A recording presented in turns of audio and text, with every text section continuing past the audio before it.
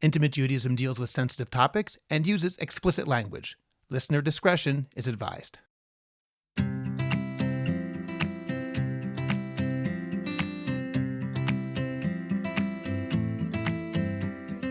Welcome to Intimate Judaism. My name is Talli Rosenbaum. And I'm Rabbi Kahn, and today, Talli, we're going to be speaking about family planning, which is a topic about which there's so much misinformation. I think it's very important that we deal with this in a forthright and honest manner. There's so much to say. This is a topic that cuts across so many different areas. Of course, there's the area of Halacha and Jewish law. So there's the legal and there are the ethical aspects. There are issues regarding technology, biology, and of course, sociology and culture. Cuts across the study of feminism and gender roles. And obviously what I would want to talk about is psychology and couples dynamic and of course sexuality, sexual health. There's so much about the topic of reproduction and reproductive health that cuts across so many different areas of our lives. But before we delve into it, I do want to just put out there that we're going to have many, many people listening to this podcast, some of whom are struggling to conceive, some of whom may have suffered loss regarding their reproduction or pregnancies. And I think that we always need to keep in mind when discussing reproduction that this is a very, very loaded topic. Having a baby, wanting to be pregnant. I think when we think about it, pretty much during the childbearing years, every couple is in one of three different states. Either you're trying to get pregnant, or you're trying not to get pregnant, or you're already pregnant. The idea of whether or not to be pregnant is something that theoretically is on your agenda, on your mind. I think also when it's not on your mind, when the approach is, we don't really have any say in the matter, whatever happens, happens, that's also something that we can talk about. Absolutely. We have to be sensitive when talking about this topic because, especially when talking about birth control, I'm sure a lot of people find that very, very painful to hear about people who don't want to have children when they're struggling with fertility issues. So thank you for pointing out that this, I don't know if trigger is the right term, but there are going to be some sensitive topics we're going to discuss today.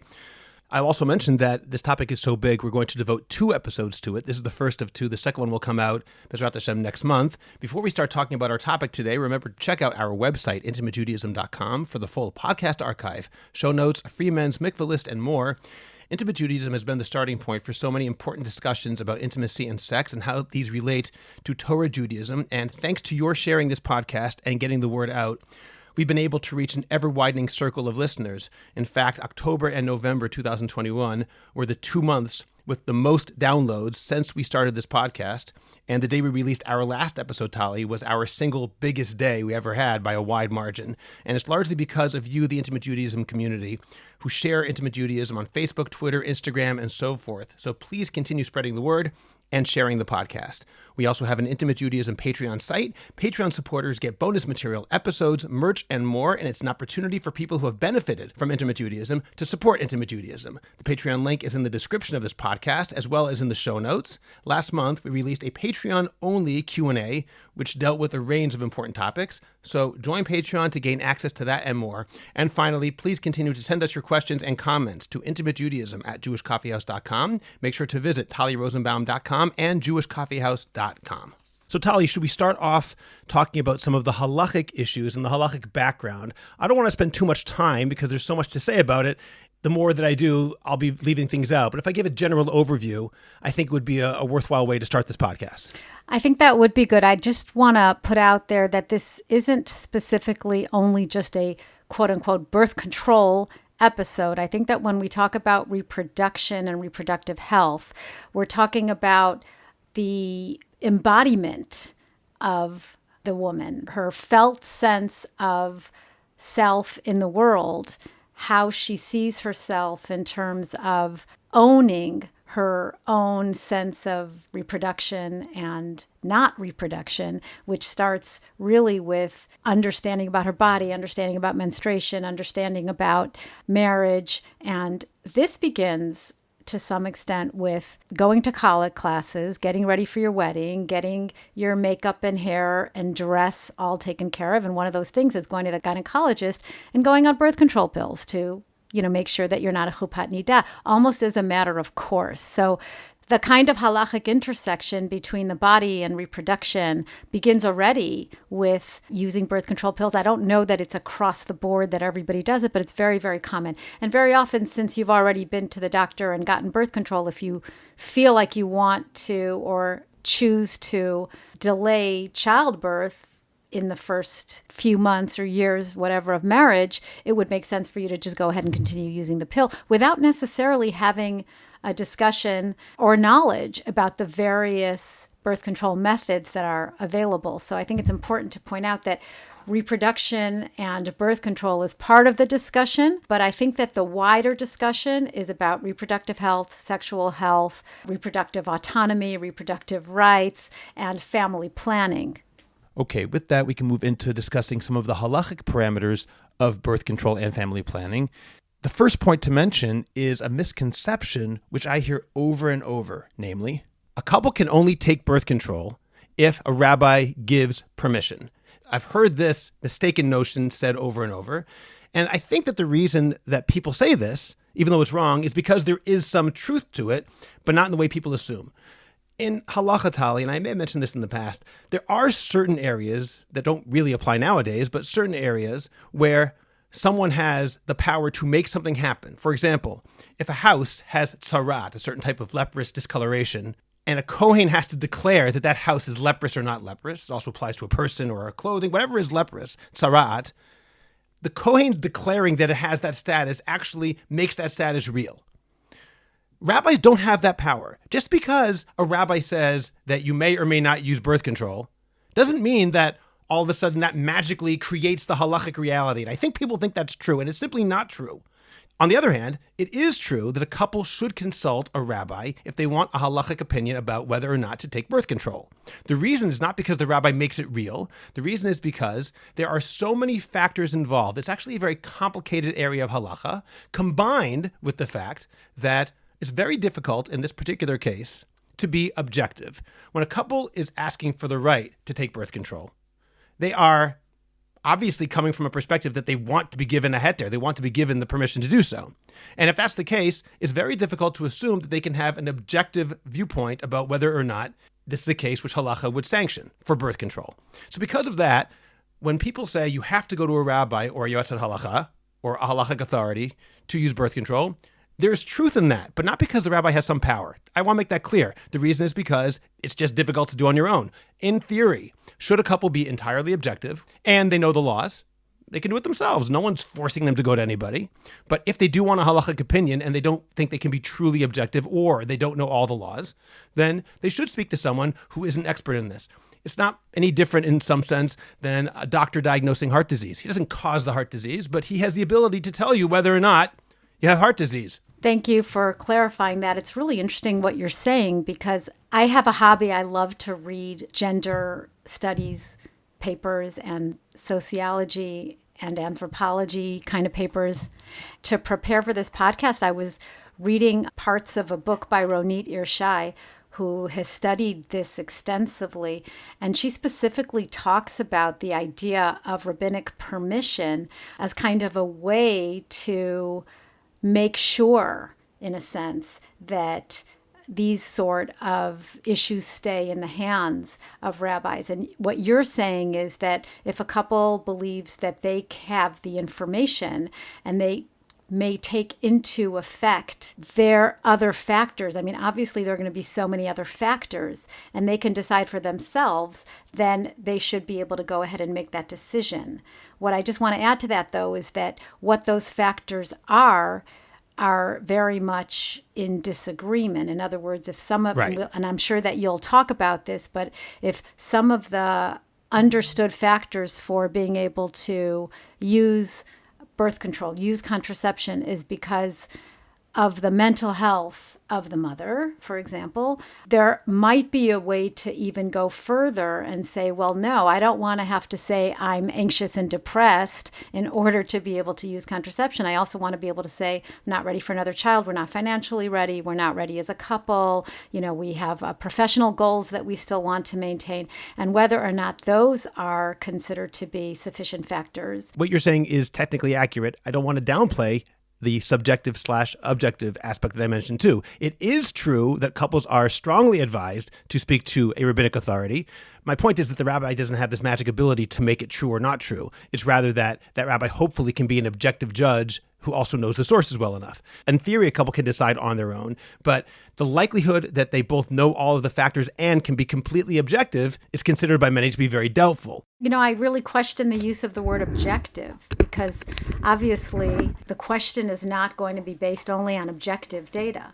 True, but the question is a couple who's involved in it, can they be as objective about their own situation? Again, we're talking about a couple that wants a halachic opinion. If they don't want a halachic opinion, that's their decision. Assuming they want to know what halacha says, someone who's directly involved and has, what they say in Hebrew is nogea b'davar, they have a vested interest in one direction or the other, it's difficult to decide that on one's own. In the same way that if you are involved in a monetary dispute with somebody, you're probably not going to be objective. You have a dispute because you feel a certain way about what happened. It's good to have an outside source, Beit Din or arbiter or anybody, help you decide that because it's very difficult to be objective. And many, if not most, halachic authorities say this is an example where that type of internal objectivity is unusually difficult. Right. So for couples for whom halacha is important, they will ask a rabbi. But what we're also talking about here is the possibility of not consulting a rabbi, even though you are interested in keeping halacha. Right. And I guess that's up to the couple. If someone were to ask me, I'd say it's very difficult to say I'm going to keep halacha and decide what to do on my own in this particular case without consulting an authority. But again, that's not for me to say. If someone were to ask me that question, I would say, I think you should ask somebody. By the way, when people ask me questions about birth control or family planning, I refer to somebody else because I don't feel comfortable making that decision. If they ask me that sort of question, I usually tell them, here's the name of a rabbi you can ask. Okay, but I just want to point out that what you're saying is, I'm not saying that you need rabbinic permission. You don't need rabbinic permission, but you need to ask a rabbi. What I'm saying is that a couple that wants to follow the halachot of birth control, if in theory they can truly be objective and they know the rules, there's no need to ask a rabbi. They can figure it out on their own. I think that halacha also says that that is very unlikely and they should be honest with themselves. And if they're not going to be fully objective and or they don't know the rules properly, then they should speak to a halachic authority, be it a rabbi or a US at halacha or somebody else of that caliber. Okay? Okay. All right, let's start. Let's move on. We're not going to get anywhere if we. It's fine. Let me give a basic background of some of the halachot involved. Okay. We're not going to spend too much time on this, as I always say. I'm not paskening. I'm just giving a basic overview of what's involved. The first question when it comes to family planning is the idea of pru or vu, which is the bracha, the blessing that's given to Adam Harishon, Adam, as well as to Noach, and that blessing is understood by Chazal, our sages, as a halachic requirement. It's officially the first mitzvah in the Torah that a couple has to reproduce. According to the Mishnah in Masachet Yevamot, Daf Samach Aleph Amud Bet 61b, we paskin like Beit Hillel, who says you have to have a boy and a girl, and this is understood to be a boy and a girl who themselves are capable of reproducing.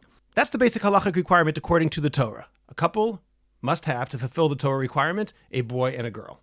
Obviously, not everyone is able to do so, but they should try. That's the idea. Keep trying until you have a boy and a girl.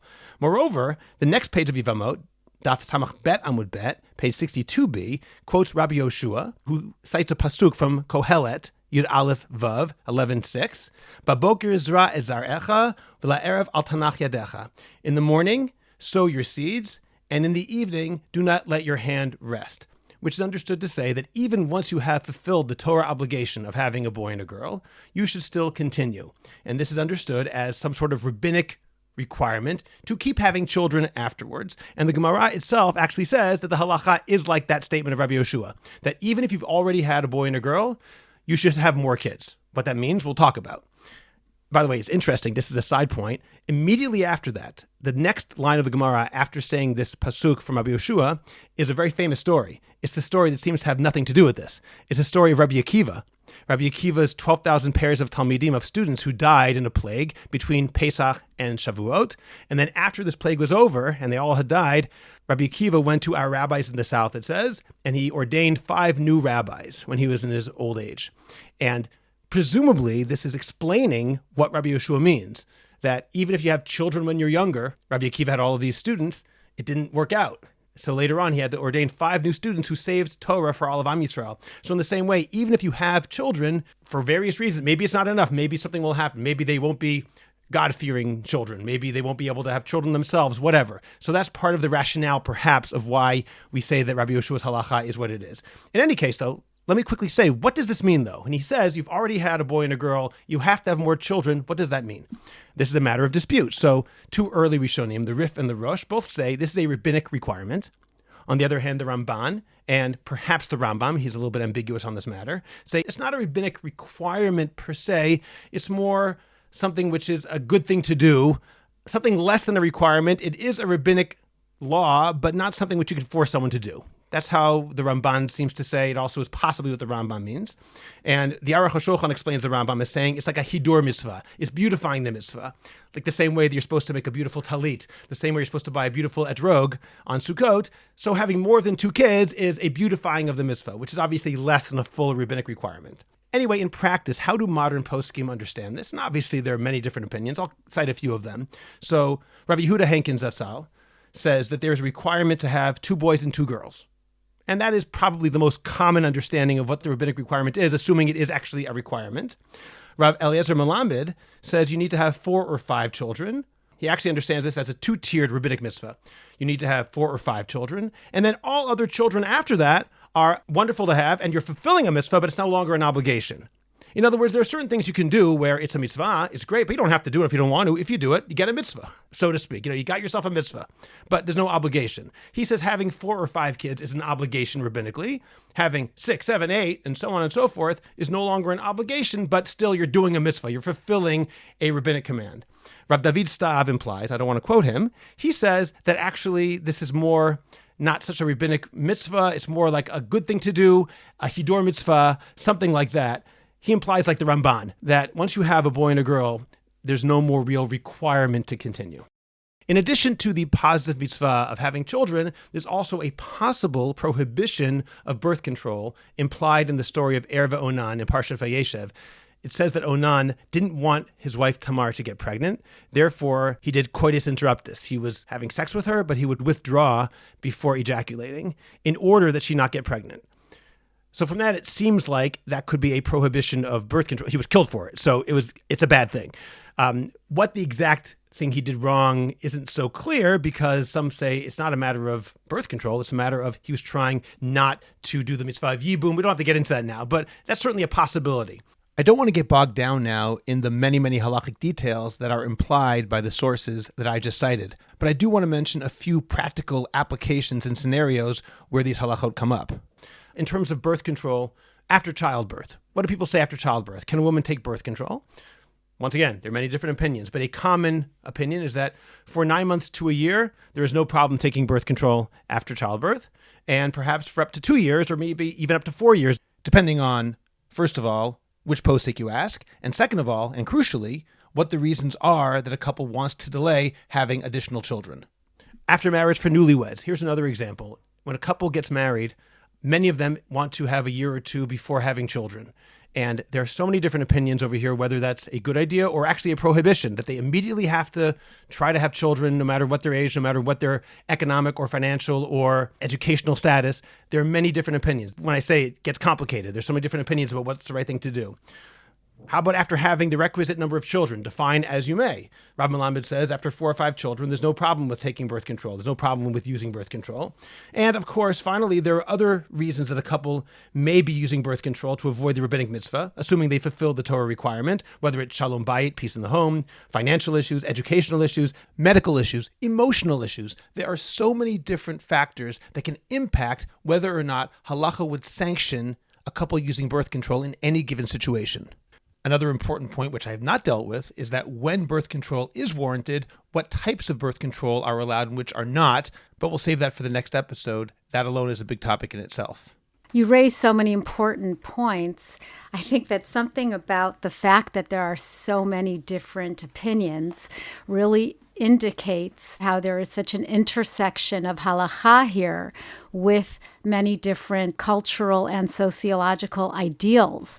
For example, bringing up rabbis from the national religious world who have a very strong idealistic belief in populating the land of Israel, for example, that's certainly going to have an effect on what they're going to and how they're going to rule in terms of, even if we don't look at the contemporary rabbis, but if we go back to the original sources and even the most basic disagreements between whether you have fulfilled the mitzvah, if it's a boy and a girl or two boys. That's going back a long way. That's going back a really long way. And then along the way, all the discourse, and there's an exhaustive amount of responsa regarding this topic. So obviously there isn't any one particular kav or line towards how we must view this and how we must act. That's really, really important and really interesting.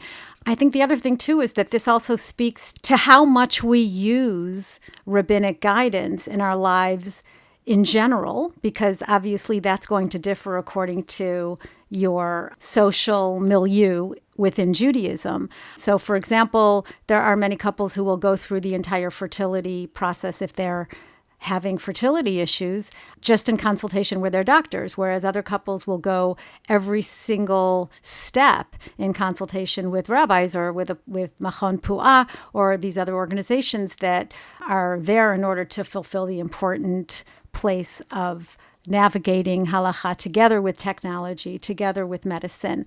Even if we look at some of the writings, and this is what has been so interesting about reading some of the sociological literature, because when you factor in issues such as personal and professional goals, as opposed to just the mental health of the mother, these are obviously more liberal worldviews. The idea that to what extent can I consider my finances, my personal goals, my personal desires? And certainly there's going to be a place for that, but even within people to whom these goals are important, so are keeping to the values and the ethics and the laws of Judaism. So what we don't want to do is set up an argument between us where you say, look, this is what the halacha says, and, if you want to keep halacha, then do what the halacha says, but if halacha is not that important to you, then make your own decisions. And I think that what I want to try to do here is broaden that conversation and make it sound a lot less binary and make it sound a lot more nuanced. In fact, I'd like to talk about another book that I looked through, and I think it's fascinating because it's a book about the reproduction of Haredi women in society. And I think that there is a tendency for liberal or non-Orthodox viewpoints to look at the idea of women's need to reproduce as almost oppressive to women. They're just baby-making machines. And this book called Conceiving Agency by Michal Raucher, I don't know how her last name is spelled. She's a researcher who came to Israel and studied Haredi women and how they navigated the feeling of reproduction and agency and autonomy, particularly in an environment where every single question is asked to a rabbi. And certainly once you're already pregnant, 20 years ago, a woman would not go for an ultrasound or for any sort of test without permission from a rabbi, whereas her research has found that in Haredi society today, women have taken kind of control over the tests that they're going to take. And what has allowed them to do that is actually using the quote-unquote, what might be looked at oppressive messages. For example, your goal in life is to bring children into the world, and with every pregnancy, you have reached a spiritually high position and you're connected to God. And what they do with that is they say, well, now I'm pregnant and I have a direct connection to God. And so this way, I'm actually able to bypass the rabbis. And that was a really interesting thing to read. Can I ask you a question about that? Because Sure. That's fascinating. Where is the line drawn? When you mentioned that these Haredi women in this study, for example, will go and get an ultrasound or various other medical tests without asking the rabbi, those are issues which, at least in the common understanding, are not halachic issues per se. It seems that in certain Haredi circles, and even more so, I think, in certain Hasidic circles, there is a tendency to ask the rabbi, the Rosh Yeshiva, the Rebbe, a rabbinic authority, questions that transcend the bonds of halacha per se. And they'll ask them also, should I take this job? Should I do various things which aren't at least openly halachic issues? So when you say, should I take this test?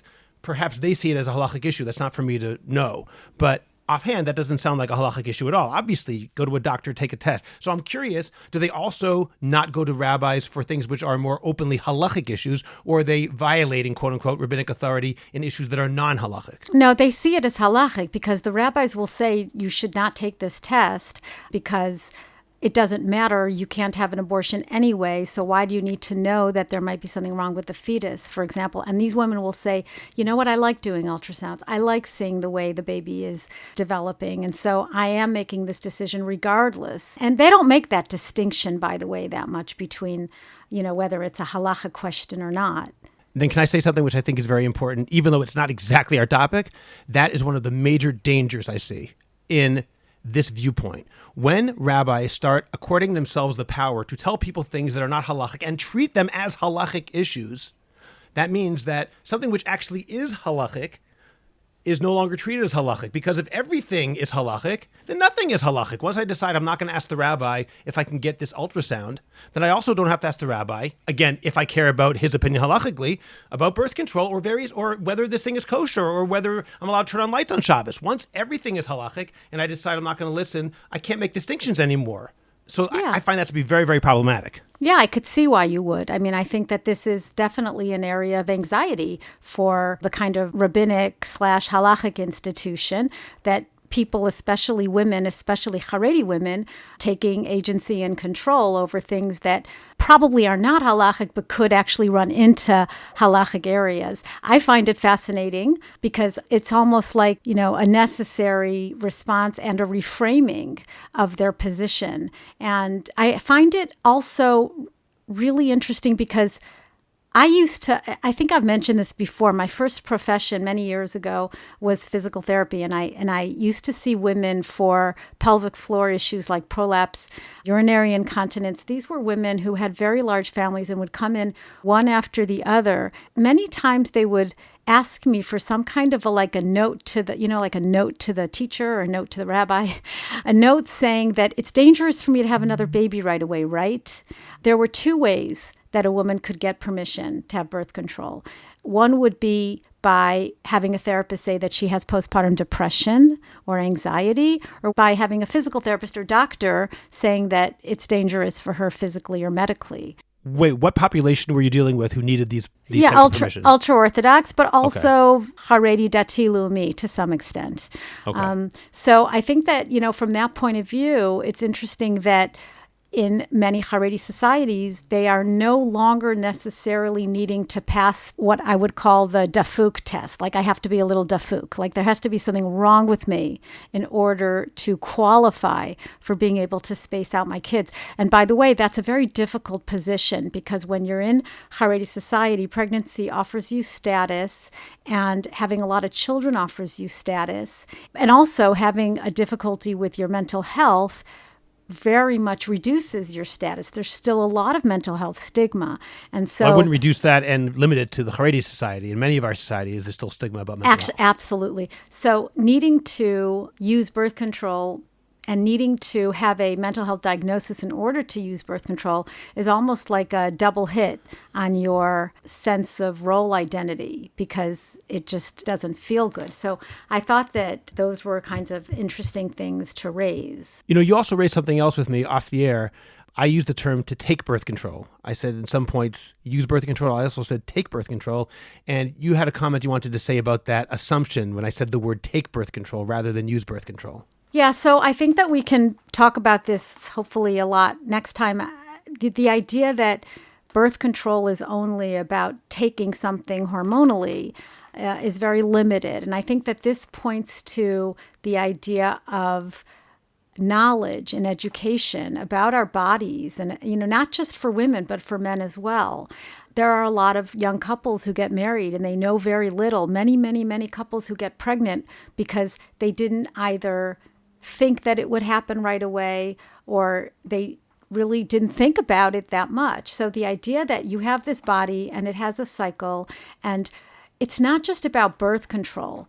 Reproductive health is also about understanding how your body works, whether you're using that understanding to get pregnant or whether you're using that understanding to delay pregnancy.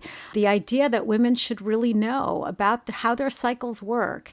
There is a method in Israel that's very popular called the Fertility Awareness Method, FAM. My friend and colleague Michal Schonbrun brought this method to Israel and has trained hundreds of women in teaching couples how to be kind of on top of their own fertility by checking cycles, checking temperature, checking the vaginal discharge to know exactly when they're ovulating.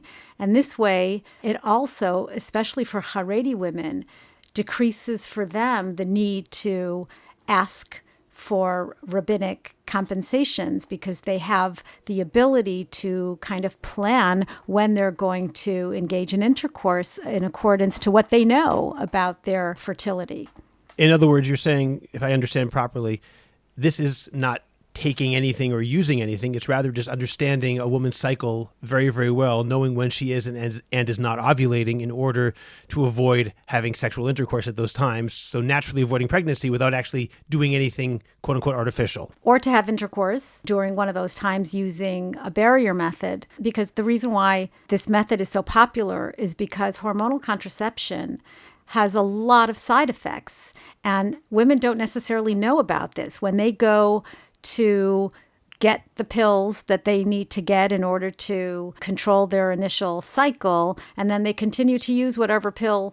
I mean, they're not the same pills, obviously, but they just go right away on birth control pills without necessarily asking about or researching the different methods. And by the way, women often will use hormonal birth control because it's a great way to control your cycle. If you want to be able to go for 3 months or longer without having to worry about NIDA, then birth control that is hormonal is a great way to go. If we don't know about the possible side effects, or if we don't know about the other possibilities, then that's very limiting. I find it very interesting because what you're describing right now, tell me if I'm wrong, I understand this is the same thing or very similar to what was called in the Catholic Church, the rhythm method. Have you heard of that? Yeah. So is this the same thing, basically? It's very similar. Because in the 1960s, I actually did some research on this a while back. In the 1960s, the Catholic Church did not, I mean, they still don't. Birth control is a mortal sin. Those who take birth control go to hell. As I understand it, I'm not a Catholic theologian, but as I understand it, that is basic Catholic belief. However, you are allowed to use the rhythm method. At least that was what was said in the 1960s. And a lot of Catholics were very, very upset with this. They didn't like the rhythm method at all because they felt that the times that they were most fertile are the times that they have the greatest desire. And those are the times they had to refrain from sexual intercourse. And it created a lot of marital tension. Moreover, and of course I say this as a Jew, not as somebody who's an insider, I'm saying it as someone who is seeing it from the outside who read about this. There were many Catholics who believed that the traditional arguments against using contraception, against using birth control, were no longer convincing, and they were hoping that the Pope, this was Pope Paul VI, would find some room to be more lenient than Catholic tradition had traditionally been. In the end, he did not do so. He released an encyclical in 1968 saying that contraception is absolutely forbidden, and effectively, that's the end of the discussion. There's nothing to talk about. Ironically, and this is actually somewhat relevant to what we were talking about before with rabbinic authority, his release of this encyclical was considered by many Catholics, apparently, to be an abuse of power, that their respect for papal authority went down after the release of this encyclical and directly, apparently, because of this encyclical. I don't know what the consequences are for rabbinic authority when it comes to this, but certainly an interesting thing to note. Well, I wonder if there's, that fear amongst rabbinic authority of people taking their fertility into their own hands. I hear people talk about the rabbis as if we are or they are or whoever is this big group that meets in secret and has this power-hungry attitude.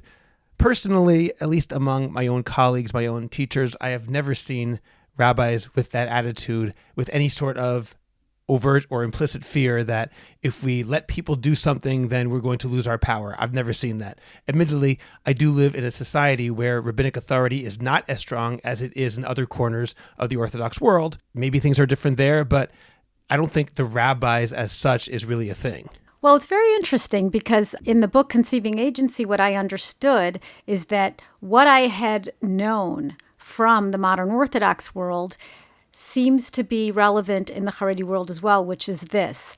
Couples will ask for permission for birth control for their first kid, and then after that for their second kid. But by the third, they're no longer asking. When I say they're asking for permission, between births, they would get a heter to use contraception, but by the time they got to their, let's say, third kid, they were spacing out their kids in accordance with factors having little to do with rabbinic permission and more to do with issues of finances and personal goals and mental health and family health, systemic health of the family, and how much they felt that they can handle. And so that's very interesting. It is very interesting that to some extent this has trickled in to Haredi society as well, where women were stating in this study that they no longer were asking permission, that kind of compensation for poor mental health sort of permission that you can get. I think that we have to acknowledge that for many Jewish families, having a lot of children is still a very, very important value. So if your value is to have a big family, you're going to want to have a big family. But if you feel like you want to be able to space your children out, or if you feel like you only really want to have 2 children or 3 children, then that's also going to happen with many, many religious couples. And then there's a whole other discussion, which is couples who I see where they don't want to have any, or they really are delaying it for a very long time. A lot of anxiety and a lot of deliberation around that first, and sometimes maybe only, and sometimes maybe not even that pregnancy. So I have a few comments on what you just said. First of all, I want to cite something which I once read by Rav Aaron Lichtenstein Zatzal. I'm not going to quote him exactly, but he was discussing the concept of Dat Torah, asking rabbis about all sorts of things. And in that context, he mentioned an anecdote where somebody came to his door and was looking for tzedakah because he had 10, 12, I don't know how many children. And Rav Aaron Lichtenstein's attitude was, having a large Jewish family is a beautiful value. As you just said, that's a nice Jewish value, but what was your plan? Was your plan that Aaron Lichtenstein would support you? Like, I'll have as many kids as I want, and then I'll knock on Lichtenstein's door and he'll give me the money? That's what Rav Aaron said. And it's always a matter of balancing values. If you want to have lots of children, that's a wonderful Jewish value, but at what cost? At the cost of needing to knock on doors to receive financial help because you can't afford to pay for it? There's so many different factors that have to be weighed, even as we say something is a Jewish value. I want to say something else. You mentioned the idea of going to a rabbi for permission. And in the same way that sometimes you comment on certain words that I use, I'm commenting on this word that you're using. And that is, I understand, that's what they're doing. I don't like that phraseology, even though I accept that they look at it that way. When people go to a rabbi, they're not getting permission. They're asking, what does the halacha say about this case? That's what they're asking. I don't like saying they're getting permission because it puts the rabbi in charge of their marriage in a way, in a way that he doesn't belong there. And I think our nomenclature has to matter. And when the rabbi didn't give me permission to do that, that's just not how I would want people to speak about that, even though I hear it all the time, as you just said it. I think it's a problem. We have to look at it slightly differently. I want to expand on what you said about Rav Aaron Lichtenstein, because in the very exhaustive research that Ronit Irshai did, she also mentioned Rav Aaron, and she quotes him saying as follows: "Some people see family planning solely as an expression of debased modernism. Were that the case, it would be relatively easy to rule in this area. But I would say that in many instances, we find a clash of values or even of commandments. From a communal perspective, we face the inclination to grow the nation and to increase human resources. But from an individual perspective, the commandment to establish and expand a family may come into conflict with the realization of inclinations that can certainly be regarded as personally and religiously legitimate: continued Torah study, acquiring a trade, professional advancement, maintaining personal tranquility, providing a proper education to one's children, etc." But I also want to contrast that with something that Dr. Hannah Katan wrote in an article that she wrote with Rav Yoel Katan, her husband. It's in Nikuda, and she states as follows: Regarding a woman who has been married 4 years and by her own choice has not yet born a child, Kahn writes, she has given voice to the hedonist, selfish, spoiled way of life that is spreading even within the modern religious camp in many areas. So again, and this is a very successful doctor. She's also an acquaintance of mine. I like her a lot, but she has many, many children herself and, has a very strong idealistic position, which also looks at the delay of having children as a very selfish act. And so obviously there is so much that is not objective in the making of a decision. Her phraseology is, I would say, somewhat harsh. Let's leave it at that. At the same time, I'm going to acknowledge that in Halacha, I'm not talking about what she said. I'm not talking about delaying children either, but deciding you don't want to have kids at all. Saying we simply don't want to have children, not for a medical reason, not for a mental health reason, simply because we don't want to have children. I don't know anyone who would say that is a halachically viable position. There is a mitzvah of pru urvu, of having children, and to say we're simply not going to have children, I don't know anyone who wouldn't say that is at least being mevatel, nullifying or getting out of the mitzvah taseh, the positive mitzvah of doing that, without discussing whether it's selfish or not. Obviously, that's a very different conversation, but I do want to acknowledge that the idea that having no children whatsoever by choice is not considered, according to halacha, a valid position. Right. And so, first of all, to those who may be listening who are unable to or are struggling to conceive, the idea that having children is expected obviously can be difficult to hear. It also brings me to another topic, which we're kind of close to wrapping up, and it makes me feel like maybe we need to have a third episode. But this is the topic of couples. How do couples navigate when the desire for children or the number of children or the timing of having children doesn't always match up? That's one issue. The other issue is how does infertility, pregnancy, and different birth control methods, how do they affect intimacy and sexuality? So that's a whole other topic. And so certainly what we'll see in the clinic, for example, I've had couples where the woman does not want to have a baby. And so the issue is less about, but the Torah commands me to have a baby. But the issue is more, but the contract was that we would get married and have a family, and I want to be a father, which is a far more compelling argument. And conversely, if I have a couple with 4 or 5 children and the husband is ready for the next and she's not ready for it, the argument of, but you have no heter to take birth control is going to be a possible indication that there's a power struggle here and that there is some use of control or by rabbinic hierarchy or rabbinic abuse or some sort of way in which the woman's entitlement to make these decisions in some sort of autonomous manner, obviously together with her husband, but that entitlement is being taken away from her. Yeah. So we want to look at all of these dynamics. And certainly if someone already has 4 or 5 children and they say there's no heter to have birth control, they haven't listened to this episode of the podcast. So yeah, but this would be true even if they right. just had 1 or 2. Right. No, I understand. And any kind of hafalat lachatz, any kind of activating pressure by using halacha, by using Jewish law in a way that tells you, well, you don't have a choice. That's something that we need to look at in a serious way, because that's certainly halacha should not be a sword in a marriage. Exactly. It's used to damage the other partner. You raised an interesting question just now in terms of the couple not agreeing. That itself raises the question halachically about the fact of who is obligated. I just talked about pru urvu as being an obligation. I do want to mention that technically this is actually an obligation on the husband, not on the wife. Why, we don't have to get into now. For that reason, some people might say, okay, let's say the husband has an obligation, but the wife can take birth control with halachic sanction as much as she wants because it's frankly not her problem. And that's not an unreasonable position, although the Gemara actually addresses it explicitly. It talks about Rabbi Chia's wife who dressed up so Rabbi Chia wouldn't know it was her, and she asked him a question about having children. That is actually her thesis. Mm-hmm. When I say her, I'm referring to Dr. Ronit Irshai. She says, I want to suggest that exempting women from the commandment to procreate had the practical effect of allowing for flexibility in carrying out the commandment of pru urvu, obviously.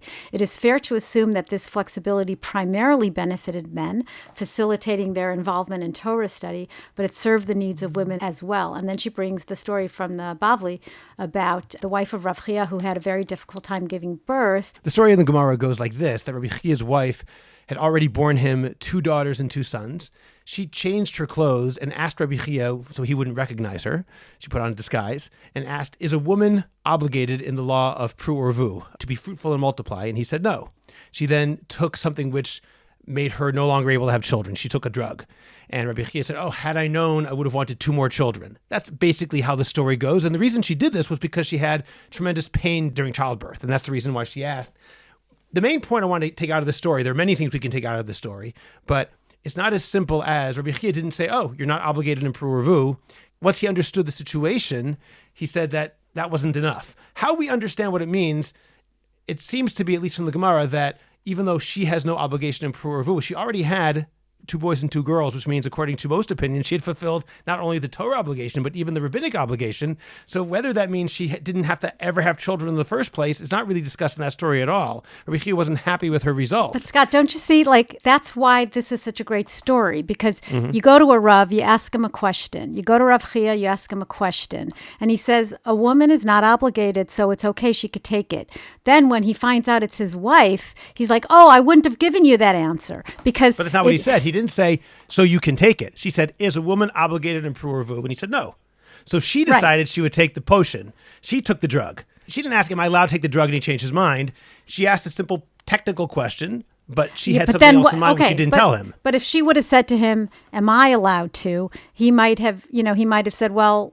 That's speculation. We have no idea. We don't know. Right. But the point being here is that what the woman does affects him. So one can say, for example, if we do have this couple, he does have the commandment to be fruitful and to multiply, and she does not. And she says, I do not choose to have any children. He's stuck because he can't really do it without her, at least not in contemporary society. Right. Maybe in the past he could have taken a pilegesh. Yeah. That comes up in the poskim also, who say nowadays, even if one would make that argument about it's not her commandment, so therefore she can use birth control even if he's not interested. Many do say that doesn't apply nowadays because since a husband can only have 1 wife, he's not allowed to take a second wife or a pilegesh. Therefore, he relies on her, and the only way it's possible for him to fulfill the mitzvah is through her, and therefore her exemption from this mitzvah doesn't mean she can stop him from doing the mitzvah. It's just not so simple to say that because she has no obligations, she can do whatever she wants. Poskim do not accept that point of view. Of course not, because what she decides will have an impact on his ability to fulfill the mitzvah. And Absolutely. I think that this is obviously a huge couple dynamic that definitely shows up. So this was quite interesting. I think we could talk about this for a long time. I look forward to next month. No, we are not. Next month this was a little more theoretical. Next month will be a little bit more practical. We will be having a special surprise guest. She's a gynecologist who will be updating all our listeners on the specific types of birth control methods that are available, and we can discuss them between us, both in terms of their halachic implications as well as sexual side effects or sexual implications. I really enjoyed this episode. I think we both have a lot to say about this topic, and I learned a lot, and I hope you did as well. This is very, very interesting. I think our dynamic really brings out a lot of the issues that a lot of people have when discussing this topic. There's a lot to say. And it's an ongoing conversation. Absolutely. Thank you all for listening to this episode of Intimate Judaism. Remember to join Intimate Judaism Patreon to get bonus episodes, merch, and more. Visit intimatejudaism.com. Go to jewishcoffeehouse.com and tallirosenbaum.com and write to us at intimatejudaism@jewishcoffeehouse.com. Thanks for joining us. Thank you. Bye.